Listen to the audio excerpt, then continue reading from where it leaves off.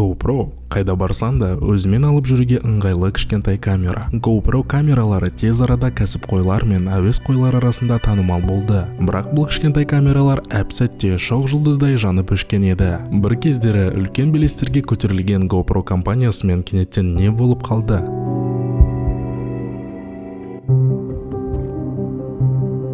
GoPro'ның оқиғасы қарапайым серфингшінің арманынан басталады. Ник Вудман түрлі трюктердің бәрі сол суда түсірілгенін қалады. Ол құрылықта алыстан біреудің түсіргенін қаламады. Оған қоса бұл қосымша ақшаны қажет ететін. Сондықтан ол бұны шешу амалдарын ойластыра бастады. 2003 жылы ол цифрлы камераны бекітуге болатын арнайы білезікті ойластырды. Бірақ алғашқы импровизацияланған камераларын іс жүзінде сынап көргенде, ол камераны, оның корпусын және бауын толығымен жаңадан жасау керек екенін түсінді. Қабыршықтардан жасалған әшекейлерді сатып, ақша жинап, ата-анасынан тағы $235,000 қарыз алып, ол Woodman Labs, кейінірек GoPro деген аталатын компанияның негізін қалады. 2004 жылы GoPro өзінің алғашқы Hero деп аталатын камерасын сата бастады. Бұл қолдан тігілген бауы бар, су өткізбейтін пластикалық корпустағы 35 мм шағын камера болатын. Оның тек екі батырмасы болатын: қосу және жазу. Бар болғаны $20 тұратын бұл кішкентай камера әуесқойлар арасында тез танымал болып, жақсы сатыла бастаған.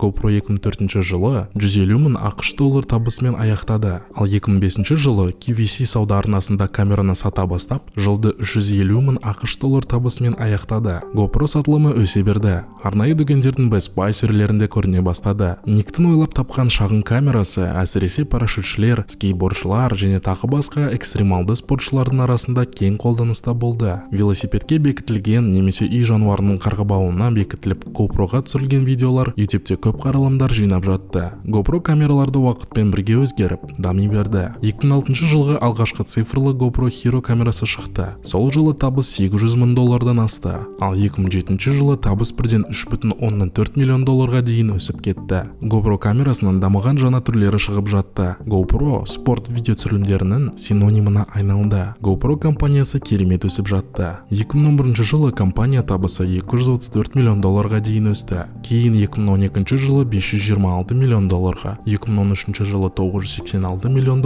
және 2014 жылы $1,4 миллиард дейін өсті. 2012 жылдың желтоқсанында Apple, iPhone, Sony PlayStation сияқты электронды құрылғылардың ірі өндірушісі Foxconn GoPro-ның 9%-ға жуық акциясын $200 миллион сатып алды. Кейін 2014 жылы GoPro IPO-ға шығып, соңғы 20 жылдағы тұрмыстық электроника саласындағы ең ірі IPO болды. Бірақ та бұл жұлдызды сәт ұзаққа созылмады. 2015 жылдан бастап GoPro-ның табысы біртіндеп төмендей бастады. 2016 жылы табысы $1,16 миллиард болып, кейін 2017 жылы $1,17 миллиард және 2018 жылы $1,114 миллиард дейін азайды. Бұның бір себебі смартфондар. Ұялы телефондағы камера дамып, түрлі профессионалды кадрларды түсіруге мүмкіндік бере бастады. Енді әркімнің қалтасында бір камерадан бар. Шағын әрі алып жүруге ыңғайлы камера деген сөздер тек GoPro камераларына қатысты айтылмайтын болды. Тіпті GoPro сияқты смартфондарда судан қорықпайтын болды. Осылайша GoPro өзінің ерекшелігін жоғалта бастады. Бұған қоса, GoPro өзінің жаңа камераларын шығарғаннан кейін бағаларын біртіндеп түсіре бастады. Яғни компания өз-өзін жей бастады. Тағы бір себеп ол дрондар. 2016 жылы GoPro өзінің Karma атты дронын шығарып ұсынған. Бұл жобаның бастамасы 2014 жылы DJI Phantom дроны кең таралып, табысқа жеткен кезде болған еді. Karma дроны шыққан кезде DJI оған бәсеке ретінде Mavic Pro және Spark дрондарын шығарды. Karmaға қарағанда олардың мүмкіндіктері мен дизайны ыңғайлырақ болды және бағасы қымбат емес. Сондай-ақ Karma сатылымға шыққаннан бері 3 апта өткен соң GoPro дрон иелері құрылғы ұшу кезінде қуаты тез азайып, белгісіз жерде құлап қалады деп көп шағымданды.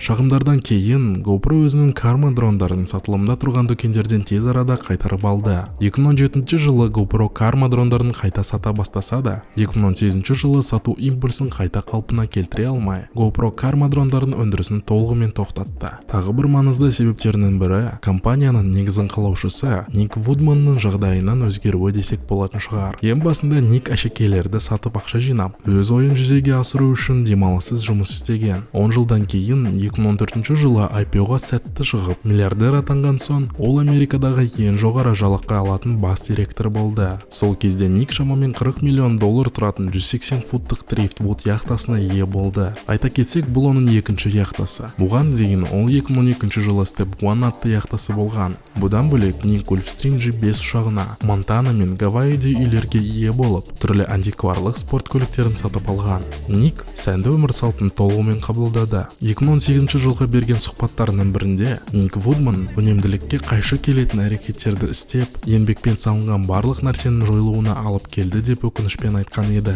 2018 жылы GoPro өзінің Hero камерасының көптеген жаңартулары жайлы жариялады. Технология және нарық сарапшылары компанияның жаңалықтарын бағалап, дұрыс жолға қайта оралуының бастамасы ретінде қарастырғаны сөзсіз. GoPro табысы қайта өсті. GoPro инновациялары өнім ассортиментін премиум камералардың жоғарғы деңгейлі сегментіне ауыстыруға бағытталған. Нәтижесінде орташа сату бағасы $400 асатын камералары 2022 жылдың екінші тоқсанындағы кірістің шамамен 80%-ын құрды. Бұл 2018 жылғы 40% көрсеткішінен әлде қайда өскені.